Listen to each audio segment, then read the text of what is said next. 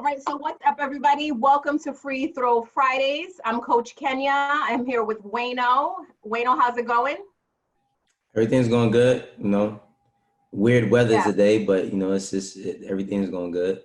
Yeah, it's at least summer is here, right? There's a lot going on, but at least the nice weather is here. So we have a very special guest with us today, Hasahn French. So Hasahn, I've known you since you were a little boy, right? You and Norris grew up together, and you're doing a lot of great big things, and I'm super proud of you. And I was just telling Wayno about you and all the things that you're doing. So we thought it would be wonderful to bring you on Free Throws, because Free Throws is really all about online mentorship, people's stories, and giving people a platform to share.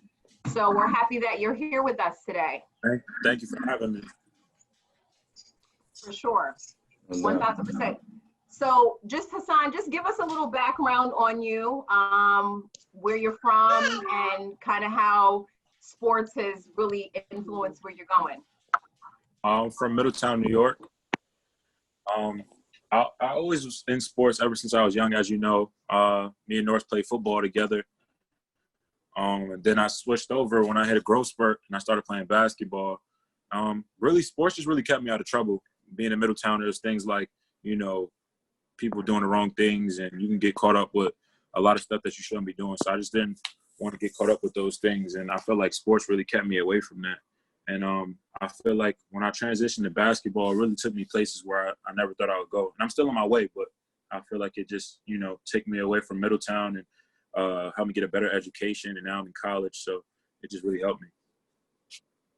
That's amazing. It's really amazing, man. I appreciate that. Question. Yeah, So, go ahead, Wayno, I'm sorry. While you was when you were a really young kid, can you put yourself on mute, please? Ray Flores, could you put yourself on mute? Sorry. While you was along this journey, along this journey, when you were really young, did you foresee sports being your thing? Did you see that very early for yourself, or was it you just grew towards it the older you got, and figured it out? Sports was usually always around me as a kid. I would usually play outside and things like that. But I had an uncle that he passed away. He told my mom, he was like, put him in football. He's gonna be good at that. And I feel like that really introduced me into sports, and that really introduced me into wanting to be something greater. And I remember when I played football, I told my mom one day, I had to be about 8 or 9 years old. I told her I was gonna play college. I was like, I'm gonna play Division I college, and she was like, for real? And I was like, yeah, I'm playing college. But I didn't think it was going to be, everything it is now. But just, I'm just happy that even though I transitioned over to basketball, I'm just happy that I'm able to go this far. But you was able to have a little bit of foresight being so young, though. That's kind of interesting, because a lot of people don't see these things as possibilities until they're in their later years. Yeah, that's why I'm happy I was able to see the future, not see the future, but kind of see where I wanted to be. I felt like there was a time when I was in Middletown, I was still playing basketball for Middletown. I only saw what was ahead of me. So I only thought past graduating. I only thought past, all right, once I might be able to get a scholarship, maybe not, but I'll still just play basketball just to do it and keep me out of trouble. But once I left and I went to prep school and I got a better education there, and I started working on my craft and things like that and meeting new people, I was able to see I can be a pro, and I can do a lot of things with basketball. I can, go to a Division I college and just not a regular college, things like that. Right. And Hasahn, you made a very interesting decision about, I think maybe almost a month ago. You were selected to go into the NBA draft, and you decided to withdraw. Mm-hmm. So tell us a little bit about that. It was 2 major decisions for that. One, my grandmother passed away from COVID in March. And before she passed, she always told me that she wanted me to graduate and get a degree, because no one got a degree in my family from college. So that was something that was very important to her. She always told me to get my education, and I'm almost finished and I'm almost there, and to make sure that I get it. So that was one thing that I wanted to do. I wanted to make sure I get my degree. And second, the team that we have coming back this year is a great team. And I know as far as for draft stock and where I want to be in the draft, this year will be able to help me if we go farther in the tournament and we go farther by winning our national tournament. That will help me and help my stock going into the draft for this following year. But it was a great process, and I love the process going through the NBA draft process this year. It was a great experience for me, and I was happy that my grandmother was able to see me, declare for the draft before she passed and things like that. So I was happy to go through the process and get the feedback from teams and things like that to see what I have to do, what I need to work on, and in order to come out with an even better result for this following year. Man, condolences, man. Because immediately when I heard that you was, declared for the draft and you didn't go, I was like, well, why didn't he go? But it's like, that's an undisputable reason. Like, it's nothing anybody can say about that. I think that, like, you carrying out those wishes, it shows like your testament more as a man than an athlete, Right. I try to keep my family values and certain values I have for myself. I try to keep those things. Sometimes people lose their mind and they lose sight of certain things that they have for themselves when things start to come at them. And I just want to be one of those people that don't lose those things as a lot of success and things start coming my way. Got you. Oh, so I'm so proud of you, Pop. And, I know that God has big things for you, and we're excited that you're here today. So we have a bunch of people on the call that have questions, right? So we want you to kind of stick around. They're going to ask questions to Wayno. They're going to probably have some questions for you. So we're just going to get started and roll with it. All right. For sure. So I'm going to get started first with Levi. I'm going to ask you to unmute yourself. You were on time, so we honor punctuality around here. So I'm going to let you go.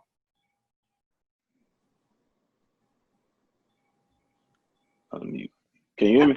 Yeah, we can hear you. So first, give us your handle and give us your question. All right. My handle is Levi Bertie on all platforms. That's LeviOfBertie. And sorry, my question is that I'm 39 years old. I have a podcast. It's called The Old Nigga Section. And my issue is that when it comes to marketing it, I can't really make shirts or make t-shirts, like I make it for black people. You know what I'm saying? That's what I make the show for. I make it for older people who got kids, who married and stuff like that. So that's the type of audience I try to go for. But with the name, it's like how can I market it in a better way with the name being The Old Nigga Section? And how do you market to adults without sounding corny and stuff? Because I can't like if I go on Twitter and I just keep sending you links, that that's gonna get kind of annoying, and I don't want to annoy people, but I want people to listen as well. I ain't gonna lie. Are you married to that name? Not really. My wife keeps telling me I need to change it, so I'm not. I ain't gonna lie. I love the name, but from a marketing standpoint, you definitely got to change it. But it does make sense. I think that there is a space for that type of content. In the world of podcasts and the world of like interviews and all different types of content. It is geared towards young people because technology is like something that young people really embrace. But I think that you gotta. When you say old nigga, you're already limiting your demographic, and then. Even though, for black people, it's a lot of people that even I use the word all the time. I ain't gonna lie, but it's a lot of people who don't use the word. You know what I'm saying? So it's like you also cutting yourself off from certain viewers that you probably making the content that they want to hear, but the title might just turn them off a little bit. People actually do judge books by their cover. So I think that you might just want to rework it, rework the name. And I think that, we get a lot of people on here that ask questions about building podcasts. And I think, it takes, in order to build a podcast or build content, you need to understand the marketing of how you edit your content, like how you edit the videos, what's the message that you're trying to convey, and how you can break that down quickly to where people can get the best 30 seconds with the identity within the brand in those 30 seconds, and then you just put ad money behind it. And, I'm not going to say wish upon a star, but you definitely just got to put groundwork in on social media in order to get the the conversation going. And I think that's talking to other like-minded people who you think would feel it. Like, you can't always just shoot for the top artists or the top whomever. It might be people who would just have certain realms of conversation on Twitter or Facebook, you know, that you might need to get that to. And it can't span them with the link. You just gotta, you know, just reach out and say, hey, you know, I got a podcast. This is the type of content we do. I think you'd be into it. If you like it, just share it, you know, and that word of mouth is the quickest way to take things off. Mm-hmm. What platforms are you on? Like, where can you find the podcast? You can find it on Google Podcasts. You can find it on Apple, find it on Spotify, and it's on Anchor as well. Gotcha. Okay. So those are the 4 yeah, platforms. I mean, I agree with Wayno. I like the name. I think it's memorable. It's catchy, but I think you might be limiting yourself, especially depending on where you're trying to take it. So if you're trying to work with brands and you're trying to get sponsorships at some point, like that, that's where that's going to come into play, because a lot of brands might not want to align with the name. So that's just something to keep in mind moving forward, depending on where you're trying to grow it to. Hey, I ain't gonna lie though, you know what? Corporate been tap dancing so much in the last month, they might want to link with old niggas, you know what I'm saying? They've been playing so many games. Hey, we sorry for this, we sorry for that. You might accept that, you know what I'm saying? You never know. But I really think, you know, brother, that first of all, I want to salute you for even, you know, at 39 years old, I'm 37, I'll be 38 in the end of this year. A lot of people in our age bracket get discouraged about doing things and starting things up and feeling like because they're a certain age that they might not be able to do it. So for you even, you know, making an effort, that just shows you, you know, where you want to take yourself. So I want to salute you on that. Appreciate it. Yeah, 1,000%. So is that helpful? Man, that was the best news I got all day. So I'm gonna sit back, try to figure out how I'm gonna rework it and rework the name so it ain't offensive, but it still targets and people, you know, it targets the right audience and stuff like that. So 1,000%. Yes. Yeah, and if there's anything we can do to help you, you know, let us know. Reach out to us. I'm very creative when it comes to names, so just send us a DM with your information, and if I think of anything offline, I'm happy to help you with that. We here to help. Please, thank you. Yeah, for sure. Thank you. Good luck to everybody. Cool. Yeah, you're welcome to stick around for the rest of the conversation. Oh, yeah, sometimes, you know, this is a good place to network, so we encourage people to do that. So we're going to keep it moving to, I think Ray was the next person. Ray, you might have been a little late, but it was Joey, but we're gonna let Ray rock out. It was definitely Joey, but right. We can't hear it. Oh, there we go. Yeah, my phone's active. I'm sorry. It's all good. What's up, Ray? Hey, this for French. You tell you from Middletown. That's what's up. Do you think college athletes should focus more on finishing school first before taking the leap to a professional level? And do you think they should minor in something that has something to do with the sport then, just in case like they don't make it?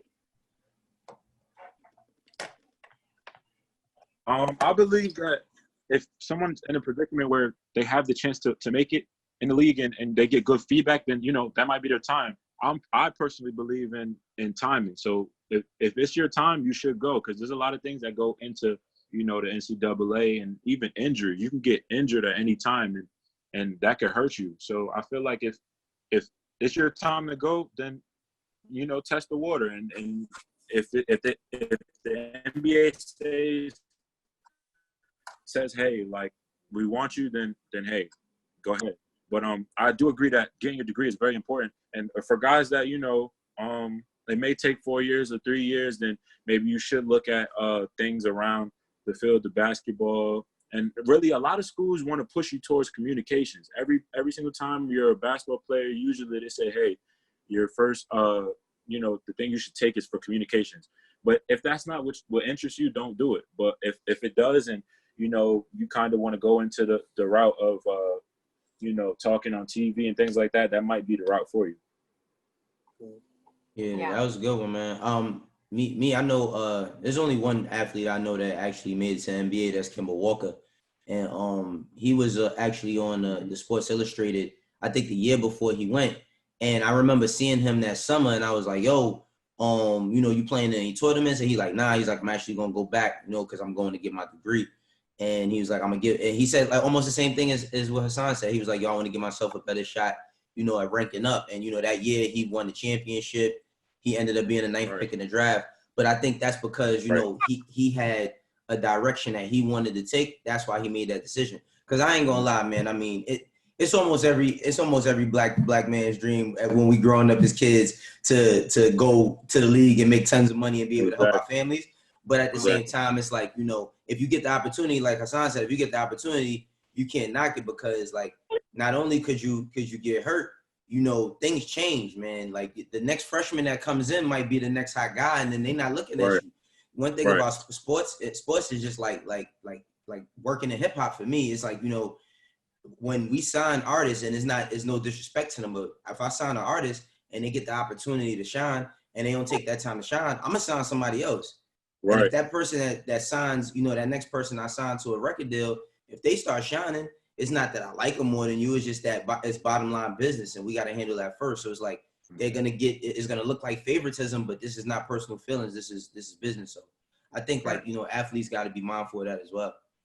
Yeah, one thing I definitely learned from going to college is this is all a business, and you got to know how to use yourself as a business. Also, you can't just let people make money off you. You got to, you know, kind of know how you're going to go in a direction and make your own one day. 1000%. And I'll just say, you know, super quick. So we have a family member that played in the NBA, Ramon Sessions. I think Ramon played for a little minute, and he graduated. Bucks, mm-hmm. Yeah, he had a few different teams. He graduated. He finished school. He went to the University of Nevada. And what worked out for him is when, you know, things with teams and things, opportunities kind of went away. It gave him an opportunity on the operations end of the NBA because he had his degree. So he was able to pivot from playing basketball to now going behind the scenes and having opportunities there. So I always feel like, you know, if you have an opportunity to, you know, get your education and then, you know, fulfill your dream, it's always good to just have it, because you don't know what other opportunities are going to end up later on down the road. Wow. Cool. All right.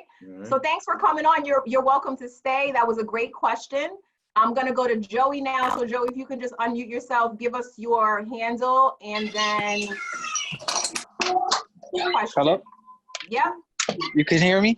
Yeah, we can. Yes, we can. All right. Thank you. I appreciate it. First of all, I want to say, Wayno, big fan of the Everyday Struggle show.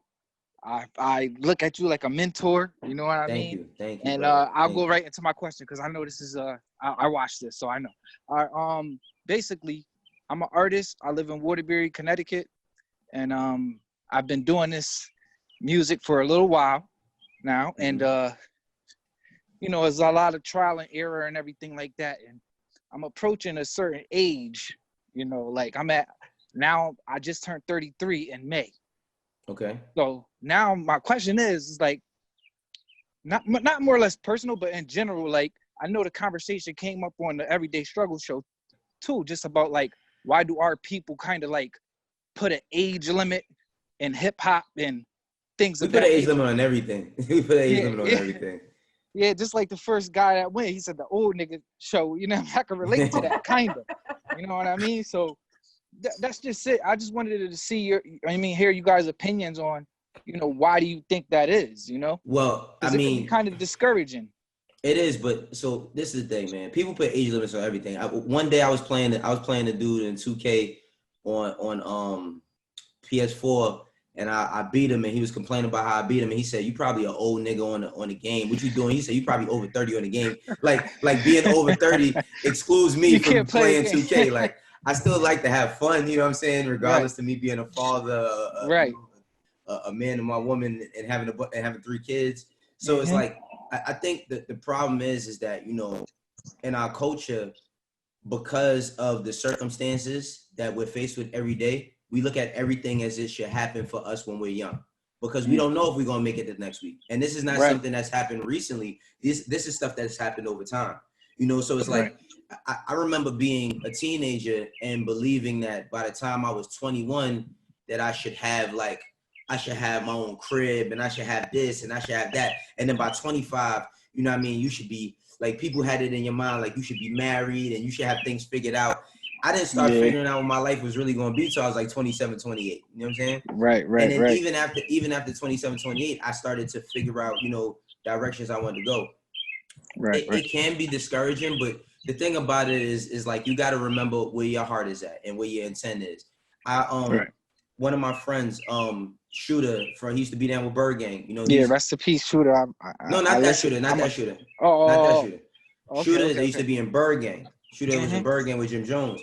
So I think Shooter might be around like 40 years old. He was around Jim Jones when he was in his 20s, his late 20s, did all of that. It didn't work for him. In the past year, he put his album out, and what he did was he created a situation where he was like, yo, I don't want to put none of my stuff on streaming platforms. So he sold it direct to consumer. Like, yo, I put my album out. Yo, if you want to support it, cash at me $25. Yo, he sold maybe 5,000 copies at $25 the math. And look at the thing is this, right?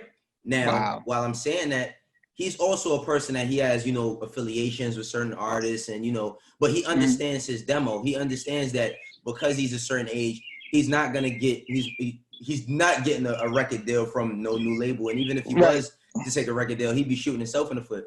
But he's learned how to control what works for him. And I think at you being 33 years old, don't get discouraged, man. The thing about success is that what people don't tell us is that success comes in many different ways and it comes multifaceted. Like success is not always about the amount of money you're gonna get or the engagement you're gonna get.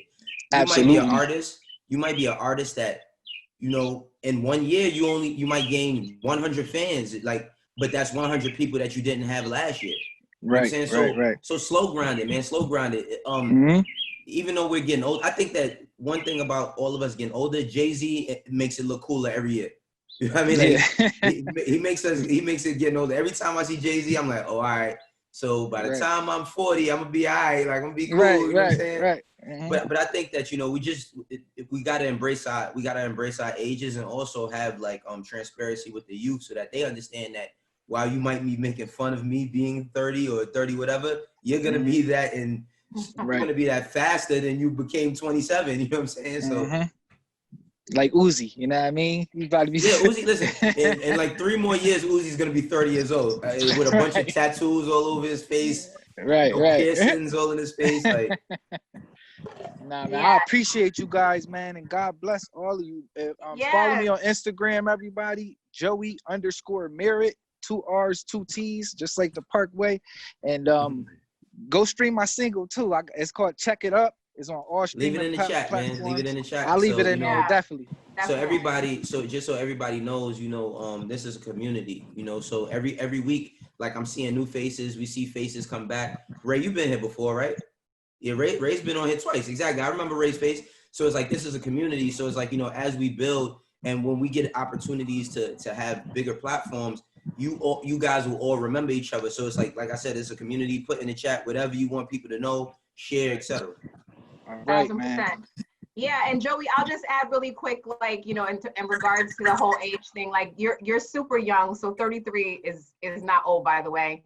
That's my son in the corner up in the right hand. I'll never tell anybody how old I am, but I will say this, I think age is nothing but a number. I know it's kind of cliche. I feel like, as long as you're willing to put the hard work in, like your time is gonna come, right? And no one knows that time except the man upstairs, So my thing is just stay grinding, stay positive. And it doesn't matter how old you are. You know what I'm saying? It really, really, really doesn't. And I think you got to just use those experiences that you have. Like I was a teenage mom, you know what I mean? And I have these conversations with my kids so it's like now I feel like that phase of, being a mom and kind of that helped me grow into who I am. So whatever's next for me as far as my career is concerned, all those experiences have helped aid and guide that. So so never be ashamed of how old you are or how long it took you to get to something, because you don't know how those things will be used along the way. I appreciate that. No problem, bro. Yeah, for sure. Thanks for coming on. And like I said, you're welcome to stick around. I'm going to go to Ebony. I'm so happy to see another female on here. What's up, Eb? How you doing? Hey, how are you guys? Can you hear me? We Yes, we can. can. Woo! How are you? How are you? We're doing good. We're doing good. Nice to meet you. My name's Ebony J. I'm an artist from Bed-Stuy, Brooklyn.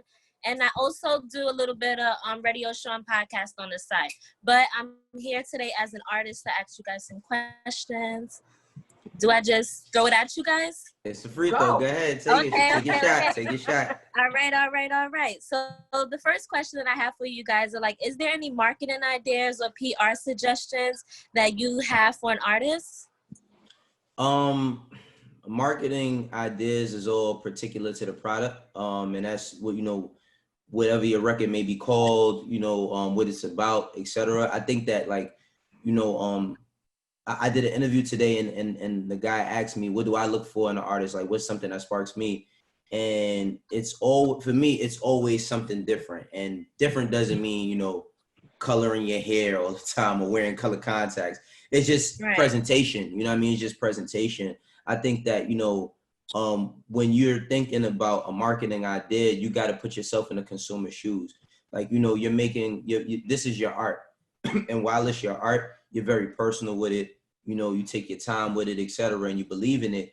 But sometimes you got to take yourself out of your own shell and look from the outside looking in and say, hey, when I put this out, what am I talking about? What am I trying to accomplish? How do I want this to be received? What's my message? And when I say message, I'm not talking about, everything being super positive, because I love I love a lot of songs that don't really have a particular message to them. I'm just speaking in like, what are you trying to get across by putting this record out or putting out this art? So for marketing, I say, just keep an open heart or open mindset when it comes to how you want to present it and know who you're trying to target. And then when it comes to PR, I really right now don't suggest up and coming artists get PR. And the only reason why is because it's like PR people, they can't, even a good one, like a PR person can't get you a good interview unless you have or good press, unless you have a good digital print on the net when it comes to putting out music. So it's like, I think, and I say this weekly, every time we do this, I say, get a digital marketer. Get a digital marketer, because we're in an era of like, the fans aren't reading articles in order to listen to the music, and when people think PR, they like, all right, well, where can they put me? Like, they like, where can they put me? Where can I be positioned? I think it's more about like how your music is positioned, how it's rolled out on socials, how it's placed from an ad standpoint, how it's placed digitally. Do that first, and then like once you start getting your music going and you create a buzz or you create some conversation, everybody you want to talk to is gonna come after you.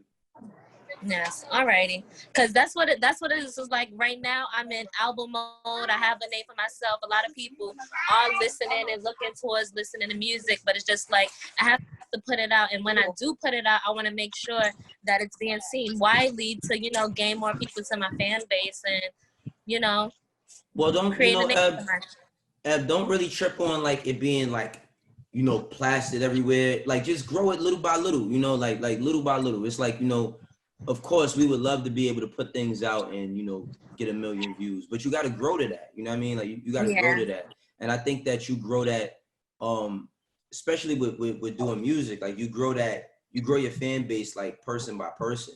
It's especially when you might not have so many outlets or so many platforms to put yourself on. You just got to grow it person by person. Yo, you heard it, Eb, yo, she's fire. Yo, you should check this out. And if that takes you hitting the streets, if that takes you, going to even, not saying that you should go to protests for that, but there's tons of people at these protests. And no, definitely.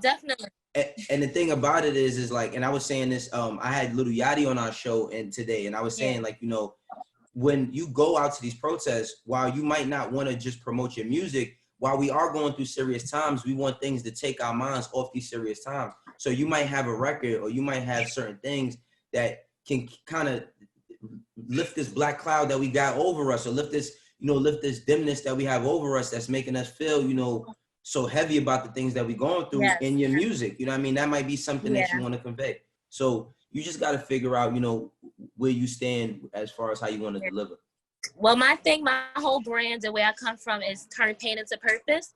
So it basically means whatever pain you've been through, whatever's going on into your life, make it your purpose to do better and be better. I feel like my purpose is music, and it just helps inspire those to do great. So like my project was Pain and Purpose. That's going to be the title of the new one.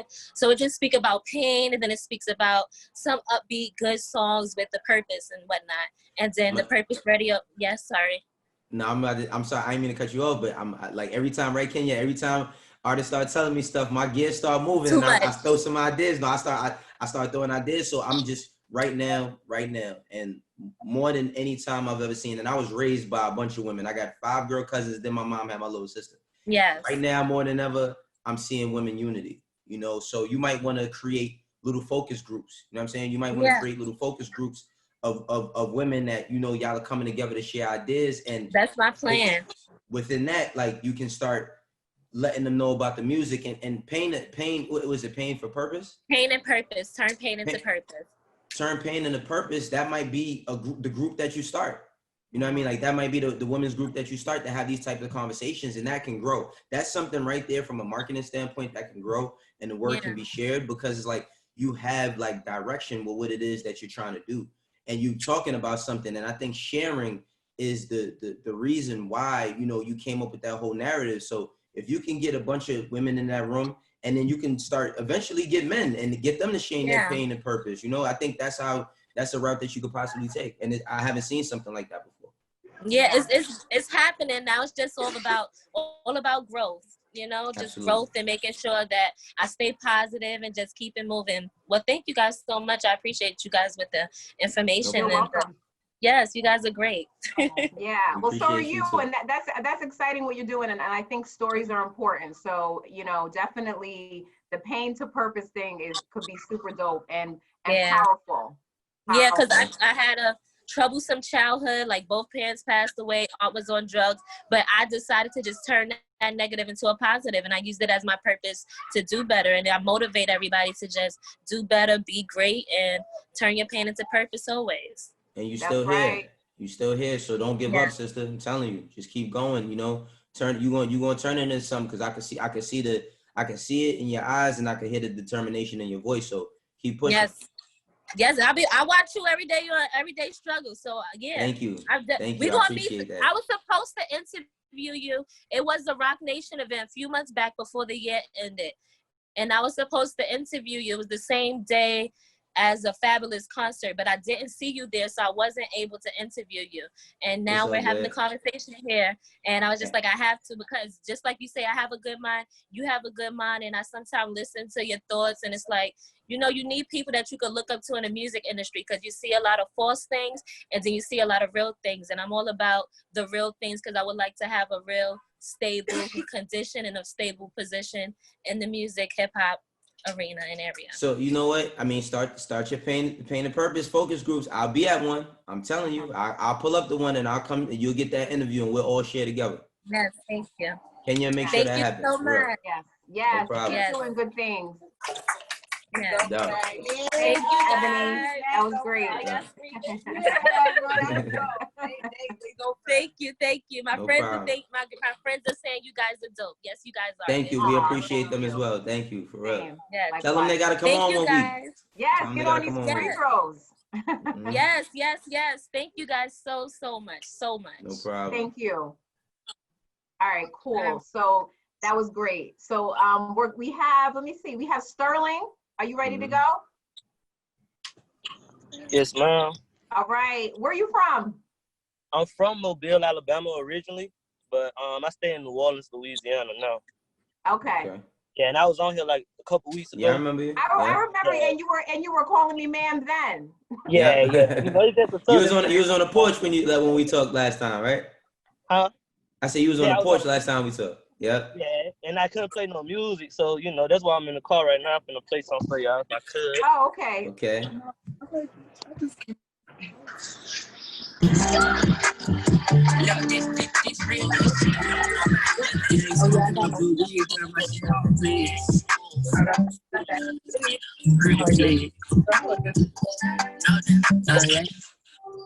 I'm just a player in the game.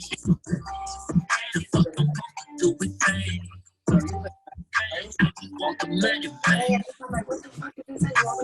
Hey, Ebony, can you mute yourself, please? Sorry. I don't know what's going on. What was that? No, I wasn't you. I was telling Ebony to mute herself. It's all good. All right. Now I stack them out, so I can't even count. Not dumb, not slow, this shit just a lie. Thought I was cursed, but I'm seeming like a blessing now. Rolling herbs up, cause I be stressing now. Taking over by anxiety, why they wanna try G? I'm ready to die for mine, I'm ready to kill for these. You ain't missed too many meals, you really ain't killing me. That's why when I get up in them hills, don't be bittersweet. Too many commemories with people you won't see again. See you real cool fool, but I don't need a friend. I gotta go, bro. I gotta go with the ends. Never know, bro. I'm the shit, look it up. Throwing low blow, ain't no rules in the club. I'm just a player in the game. The fuck I'm supposed to do with fame? I just want the money, man. I'm just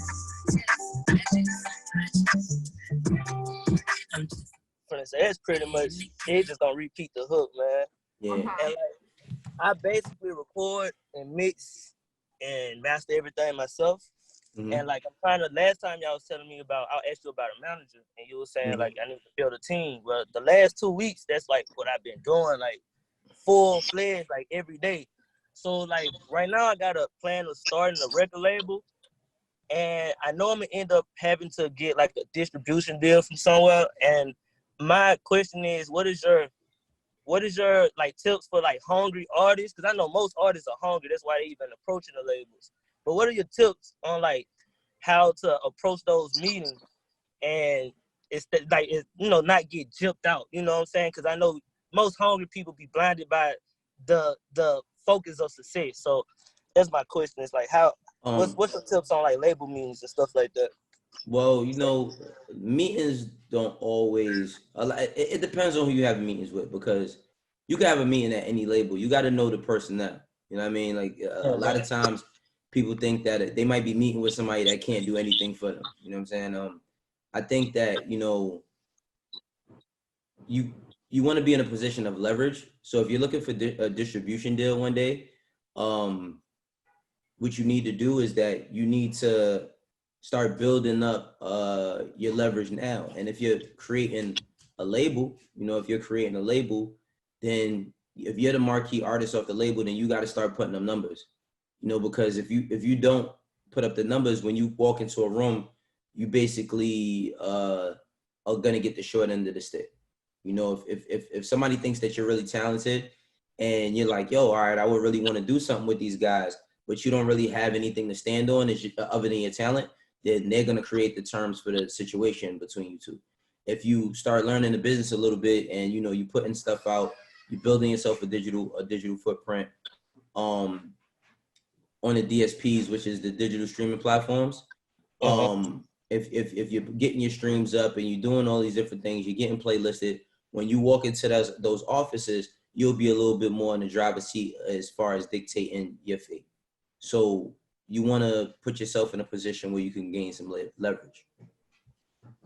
All right. So basically, don't worry about them right now. Wait till they call. No. Don't worry about no labels right now. Thing about a label is like you might listen, man. A lot of times, you from the South, man. You got to look at the blueprint that Master P laid out. You got to look at the blueprint that Birdman laid out. It's like, of course, they ended up doing crazy super major deals with major labels, but prior to that, the only reason why these labels did deals with them is because they was out the trunk so heavy. They was moving about a good 30,000 by themselves. So the label was like, shit, we could get behind that and join forces. The rest is history. But yeah, and it's crazy you say that because I'm in New Orleans right now, and like my dad from here, so like a lot of his people was affiliated with them. Like Mr. Servon, like he wanted to sign me back when I was like 16.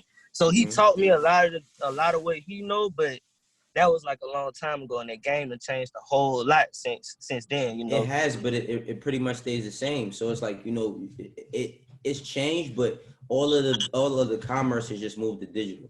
You know, all of the sales, all of that stuff has just moved to digital. So it's like you just gotta start educating yourself on the game, and that goes into like, man, watch, like, I don't know if you do or not, but like watch some of these Spotify conferences, watch some of these Apple conferences when they're talking about streaming. You know, these are things that you could look up and get information on. So it's like, pay attention to what they're saying and then take and apply your own hustle to that.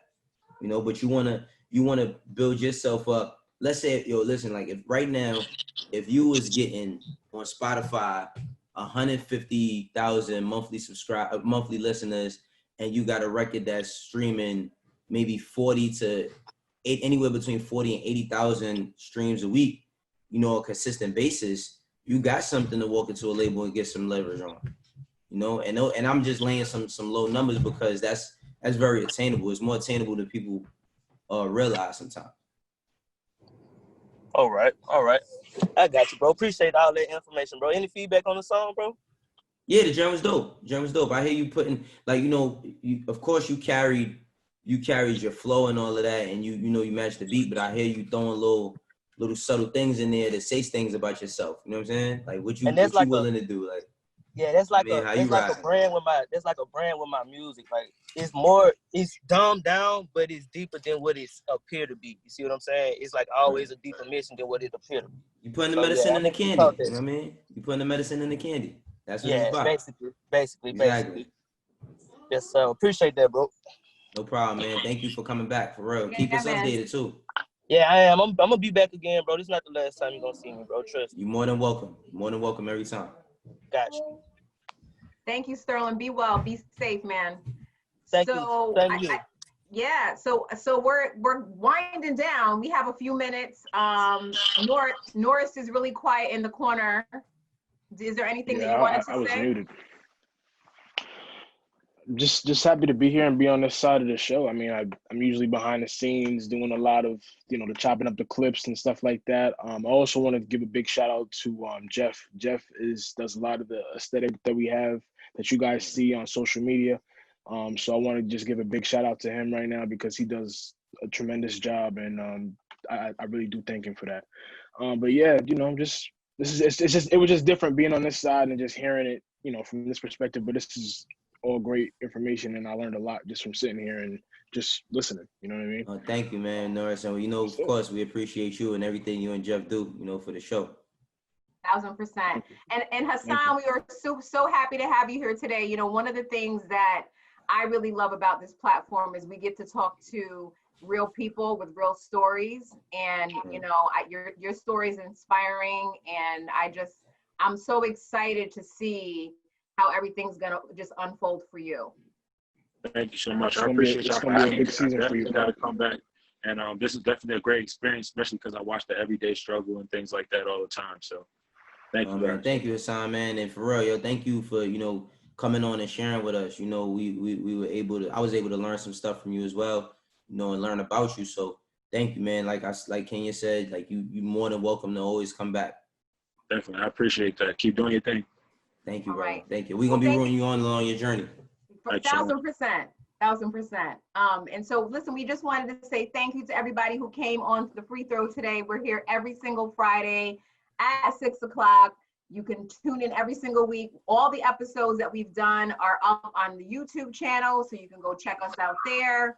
But we're here every week, and we're happy to be here and just kind of rocking with you guys and keeping everybody inspired. So thank you again. Make sure you like, you share, and tell everybody what's going on here, because we want to really help as many people as possible.